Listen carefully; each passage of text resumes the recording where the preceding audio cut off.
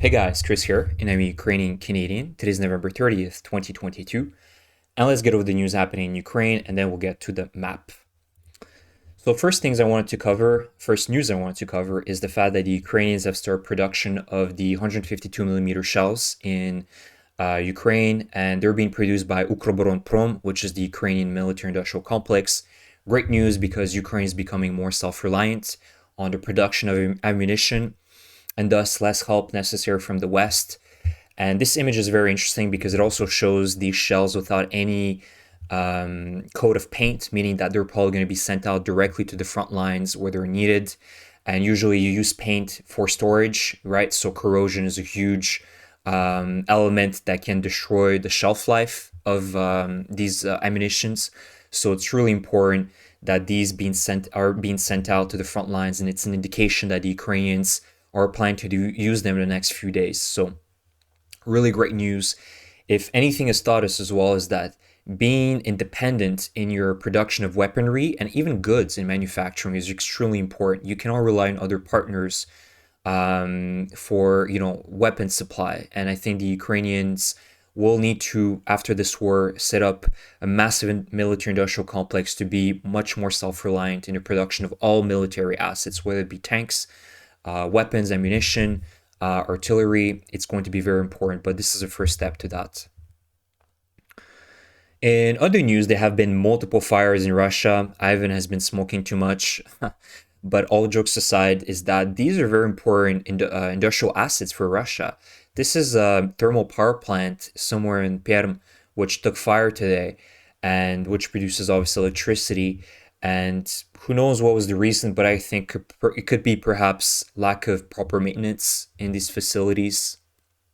And this is a picture of a warehouse somewhere in Volgograd, which also took fire, stored multiple lots of goods.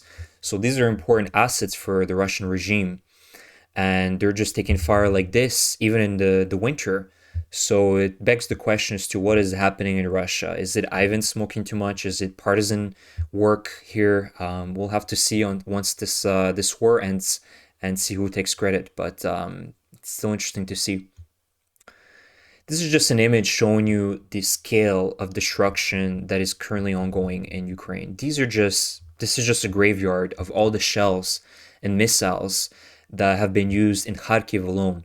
And this is probably not capturing the entirety of it, but it just shows you the level of destruction that is ongoing right now in Ukraine and why it is so necessary that Europe backs Ukraine 100%, all the way. Everything they can send out in terms of air defense systems, they need to do it right now. Ukraine needs to have that air defense set up as quickly as possible so the Russians cannot strike Ukraine.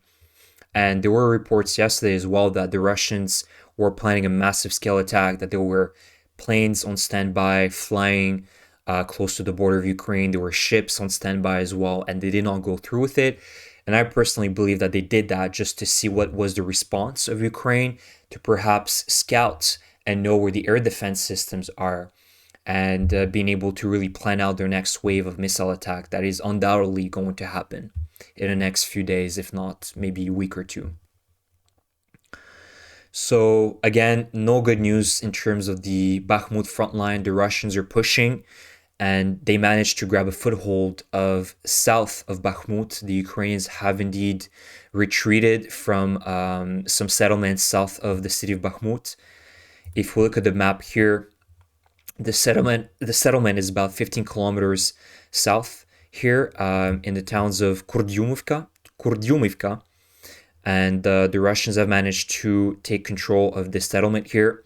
So the Ukrainians broke out of the encirclement here that the Russians were doing, and they retreated to higher positions, perhaps somewhere around here, where you can see on the topography there is a higher ground here.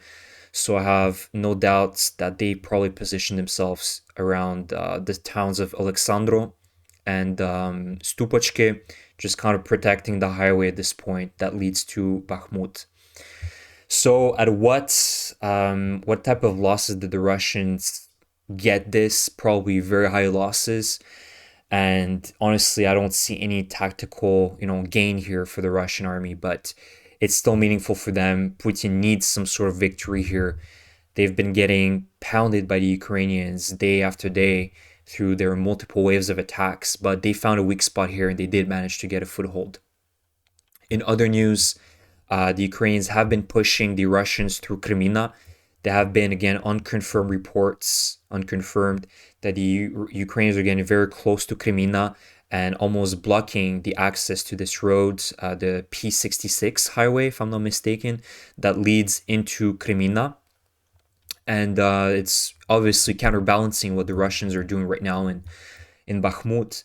And their ultimate goal is to create a sort of a pocket here, right? Surround the Ukrainians from the back, whether it be, from Lysychansk all the way up to Bakhmut to even Donetsk city, trying to find some sort of weak spot where they can really have a big breakthrough and surround the Ukrainians from the back. Right now, it's, somewhat effective, but it's going to take them forever. They're planning to get to Kramatorsk or towards Vuhledar or Pokrovsk, right? It's going to take them forever. Winter is approaching, and the Russians are just so poorly equipped that these minimal gains, I don't think that there is much worry to have right now, but it's still significant enough to be reported right now. And in terms of the other front lines, everything is quiet in Zaporizhzhia and Kherson. The Ukrainians are doing probing attacks with HIMARS systems all across Kherson and across the river, the Dnipro River, to weaken the Russian positions here and see where they can essentially start their first phase of attack and establish ground control over the left bank in Kherson. And also, let's not kid ourselves. The reasons why the Russians are also having lots of success, or some sort of success here, is because they have still a huge advantage in artillery and ammunition on the entire front line. The fact is that there is no, it hasn't been balanced out since since the war started. The Russians still have a massive advantage of artillery, and they can pound the Ukrainian positions at will. And even if the Ukrainians have HIMARS systems, much more high-tech weaponry at this point, it's still not enough to really defend this entire front line that is 2,000 kilometers.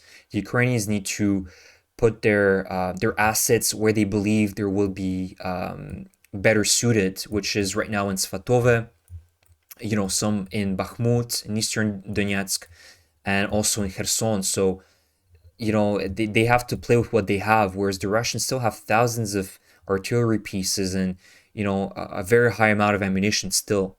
So we need to really consider that to see why the Ukrainians are still incapable of really pushing the entire front line.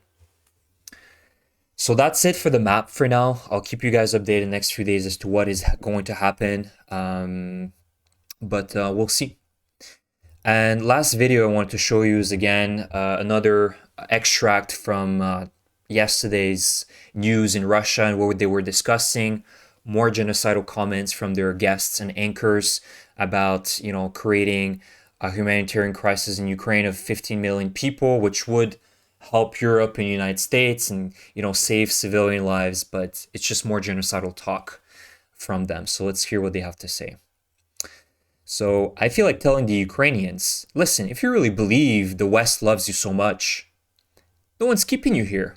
Let them take you there. All right, the army and those who are fighting, let them stay, but let all the others be taken to America. Ukraine will thus join European Union and NATO partially with the population, not the country. And then he says, let's strike a humanitarian deal with the Americans. Let them send 100 steamboats and we'll send them back to America from Odessa. Steamboats. Unbelievable.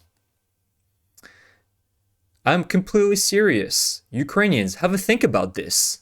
You believe in Western aid? If they feed you, watered you, and put you to bed in their own countries, now that would be Western aid.